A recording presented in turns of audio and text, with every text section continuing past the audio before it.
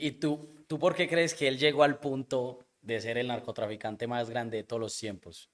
¿Qué lo hizo llegar a él? La inteligencia de Pablo era totalmente abismal.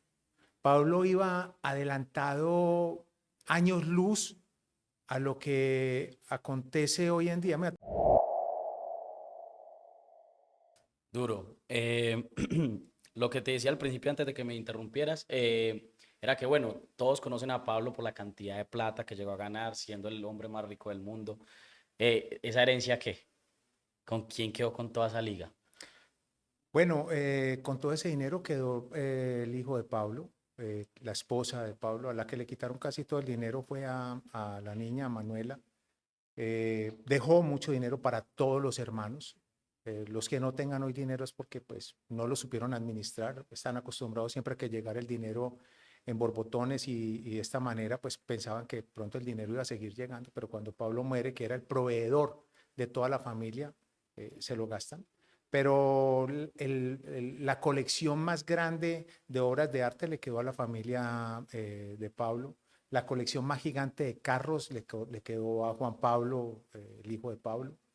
Y así sucesivamente, casi todo el dinero le quedó a ellos. Yo no voy a decir que a todos nosotros no nos quedó algo de Pablo. A todos nos quedó un poco. A uno nos gusta trabajar, nos Mm, gusta hacerlo de nosotros, nos gusta lucharla para hacer un proyecto de vida totalmente diferente, diferenciador, ok. pero dinero hubo por miles y miles de millones. ¿Y a ti te tocó una tajada? A todo el mundo le tocó una tajada. Yo no conozco a nadie en Medellín que pueda decir, o al menos el 99%, que de una u otra manera no recibió plata de Pablo en un negocio. Si una casa valía 500.000 pesos en aquella época, se le iban a vender a Pablo, valía 1.000.000. Entonces todo el mundo hizo economía a base de Pablo Escobar Gaviria. Entonces tú puedes vivir tranquilo, relajado, simplemente por las regalías de Pablo, por así decirlo. Bueno, yo te voy a decir algo.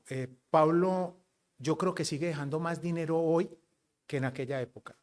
Hoy el turismo que viene a Medellín, gran parte de ellos vienen a conocer un poco de la historia de Pablo.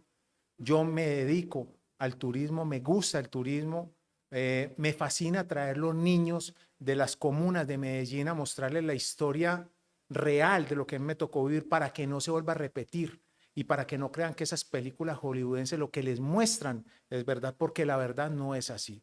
Los dolores, si los pasamos a una balanza, el dolor en cuanto a lo que nosotros nos tocó vivir, bueno, yo preferiría nunca haber tenido un solo centavo. El dolor es muy grande. Yo estuve hasta 8 días metido dentro de un cementerio, enterrando todos los días, familia ni siquiera saliendo a bañarme al apartamento porque había que enterrar hoy el primo, mañana el otro primo, pasado mañana el amigo, el esposo de la prima, de la tía. A nosotros tocó bastante duro. Lo que muestran del narcotráfico no es así. El narcotráfico trae muchísimo dolor. Es tanto el dolor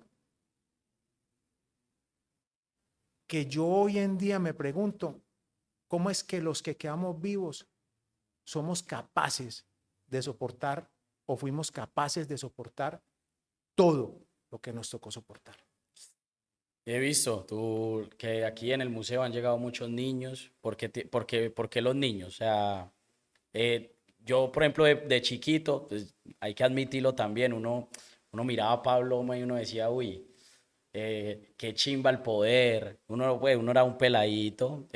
Ahorita últimamente pues también los pelados que si no son calle, que quieren ser calle, que quieren coger un fierro, que eso. O sea, y yo creo que en parte de eso, un referente ha sido Pablo Escobar, de que se crecen viendo esas series, crecen mal informados. Mal informados, es verdad.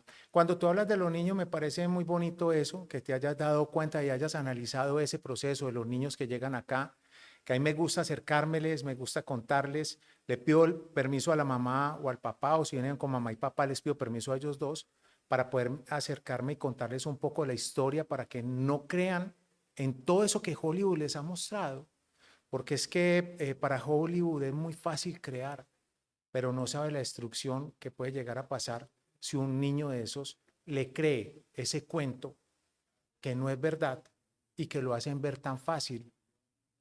Es que un niño la imaginación lo puede llevar muy lejos.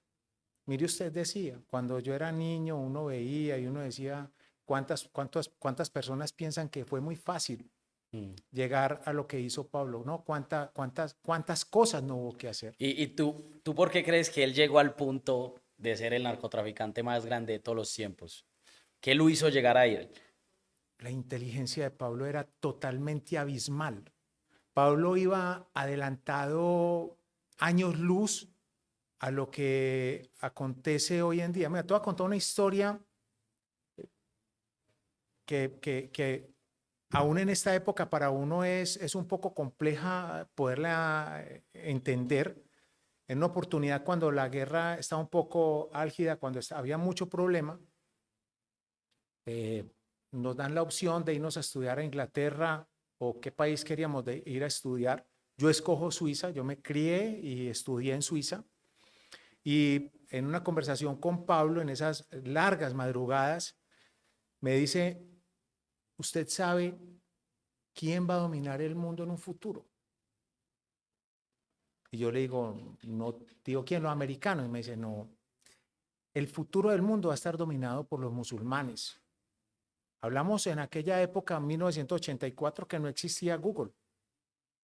Entonces empieza a pasar el tiempo, empiezan a pasar los años, yo me voy para Europa, estudio en Europa, regreso a Colombia y vuelvo a Europa y me empiezo a dar cuenta que el bullying hoy en día, dentro de los colegios franceses, suizos, alemanes, italianos, no lo hacen ellos mismos, ya son los musulmanes los que les hacen el bullying a ellos.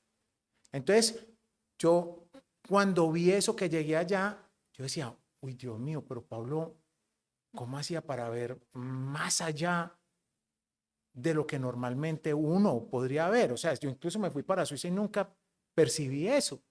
Pero hoy si vos llegas a Europa, lo percibís en todas partes. Están los musulmanes por todas partes